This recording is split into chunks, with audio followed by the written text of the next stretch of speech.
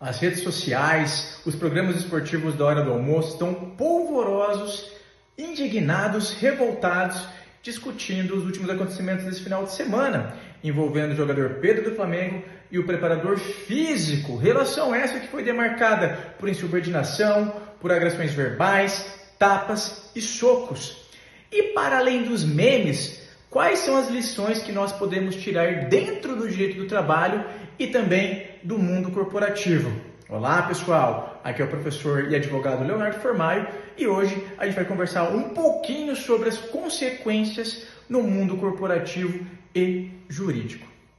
E segundo as apurações e as próprias declarações dos envolvidos, esse imbróglio todo se iniciou por conta da recusa do Pedro em realizar o aquecimento no final do jogo, aquecimento esse determinado pelo preparador físico. E após o jogo, no vestiário, o preparador físico dirigiu-se até o Pedro, questionando por que ele descumpriu a ordem que lhe foi dada, ou seja, por que ele não aqueceu no final do jogo. Em resposta, o Pedro mencionou que estava revoltado com a situação, que não era aproveitado pelo time, que em que pese os treinos, o jogador não entrava em campo. E inconformado com a resposta e com a insubordinação do jogador Pedro, o preparador físico lhe agrediu com tapas e um soco, o que é injustificável em qualquer relação social. E, segundo os memes, esse soco acarretou em 10 pontos na boca do jogador Pedro. Pontos esses suficientes para ultrapassar o Vasco da Gama na tabela, na classificação do Campeonato Brasileiro. Mas brincadeiras à parte, se essa situação, se esses fatos ocorressem na sua empresa, na sua corporação, qual seria a conduta acertada? Qual seria o procedimento a ser adotado pelo empreendedor, pelo empresário?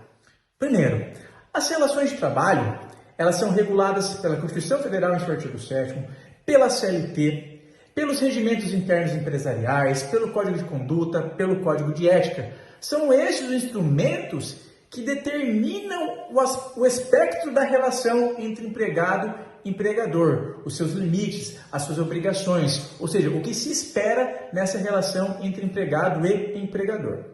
Em linhas gerais, o colaborador tem que cumprir o contrato de trabalho, executar as suas funções com esmero, com cuidado, cumprir o horário, as metas estabelecidas pelo empregador, enquanto o empregador tem que possibilitar os mecanismos, as condições para a execução do contrato de trabalho, respeitando a integridade física, psicológica dos colaboradores.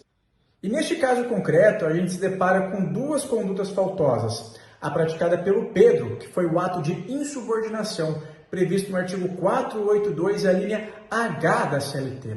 E a insubordinação ela é caracterizada pelo descumprimento de uma ordem concreta dada ao colaborador. No caso do Pedro, ele se recusou a realizar o aquecimento, ordem essa dada pela comissão técnica, na figura do preparador físico. E já a conduta faltosa praticada pelo preparador físico está prevista, capitulada na linha J do artigo 482, que é a ofensa física, a agressão física. Então, uma vez estabelecidas as premissas, as faltas contratuais praticadas pelos colaboradores, como o empregador ele pode agir? Quais são as medidas que o empregador pode adotar e aplicar nesse caso concreto? E aqui, pessoal, falamos do poder disciplinar do empregador.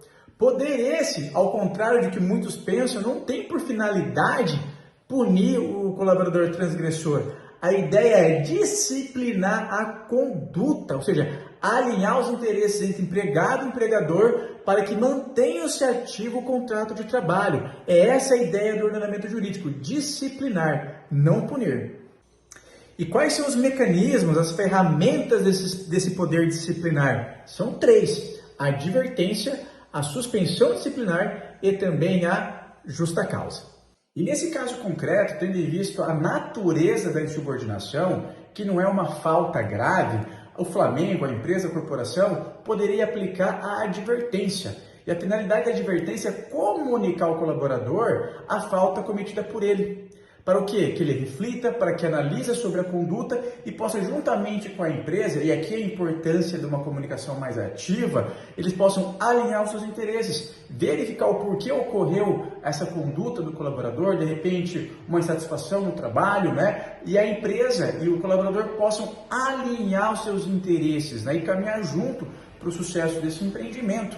Então essa é a finalidade da advertência. Agora, se a advertência não surtir seu efeito pedagógico, ou seja, não for capaz de corrigir a conduta do colaborador e o colaborador continuar a praticar faltas, mesmo que pequena, a gente pode aumentar a gradação do poder disciplinar. Podemos, por exemplo, em razão da ocorrência das faltas, aplicar a suspensão disciplinar, né? E se essa não surtir efeito, também pode caminhar, pode se desenvolver a disciplina, o poder disciplinar para uma justa causa. Mas, a princípio, a advertência ela seria a medida mais adequada nesse caso concreto. Por outro lado, a conduta praticada pelo preparador físico é reputada grave. Afinal, houve uma agressão com socos, tapas e também xingamentos, ofensas. A conduta é essa que é capaz de romper a fidúcia, de romper a confiança entre colaborador e empregador, de modo que se torna insustentável a manutenção do contrato de trabalho. Então, nesse caso, a medida de justa causa ao preparador físico é adequada, porque se demonstra proporcional entre a gravidade da conduta e a medida disciplinar. Aqui, a medida disciplinar ela é comutada como pena, tendo em vista a natureza grave da conduta. E quais são as possíveis lições que a gente pode tirar desse caso? Primeiro, uma alta remuneração não é tudo. O Pedro tem um alto salário.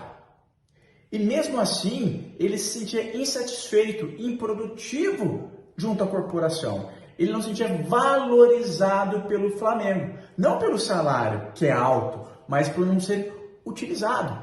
Então, é muito importante para o trabalhador no ambiente de trabalho que se sinta valorizado, que o seu trabalho seja valorizado pela corporação, que ele veja resultado, que ele consiga entregar resultado. E isso, junto com o salário, é muito relevante. Então, resultado mais remuneração precisam caminhar lado a lado. Sinergia é essa que é muito importante para a entrega dos resultados e para os gols.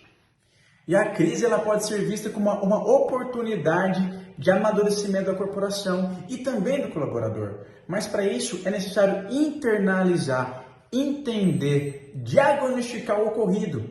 Ou seja, entender o que levou as figuras a chegarem nesse momento de crise. Entender o lado do jogador e também compreender e entender o lado do Flamengo. Afinal, foi investido milhões na contratação do colaborador Pedro. E não faz muito sentido, pelo menos no primeiro momento, um investimento tão alto para subutilizar o jogador.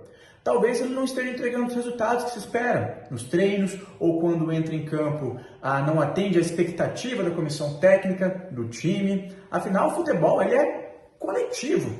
O colaborador, assim como qualquer outra empresa, não trabalha para si só. Ele trabalha em sinergia com toda a equipe de trabalho. E essa sinergia demanda o quê? Um trabalho colaborativo entre os demais colaboradores. E essa compreensão é possível através de um diálogo proativo. Um diálogo que visa realmente entender quais são as necessidades, quais são os reclames dos envolvidos. E para isso é necessária uma empatia, uma escuta ativa, uma fala proativa que visa o alcance de resultados comuns. Então esse diálogo, as partes vão estabelecer se pretendem rescindir o contrato ou se pretendem juntamente, em sinergia, continuar o contrato de trabalho para a obtenção de resultados, para o alcance de vitórias e títulos. E para que esses resultados sejam alcançados, é importante clareza e transparência nas expectativas recíprocas. Ou seja, o que o Flamengo espera do Pedro e o que o Pedro espera do Flamengo. E principalmente, o que eles podem entregar um para o outro. E uma outra lição importante que a gente pode retirar desse caso é de que briga não ocorre no vestiário, não ocorre no meio de trabalho. Deve ocorrer no tatame, no ringue de boxe, sob pena de justa causa. E se tiverem qualquer dúvida, sugestão de vídeo, deixem aqui embaixo. Obrigado, pessoal. Abraço!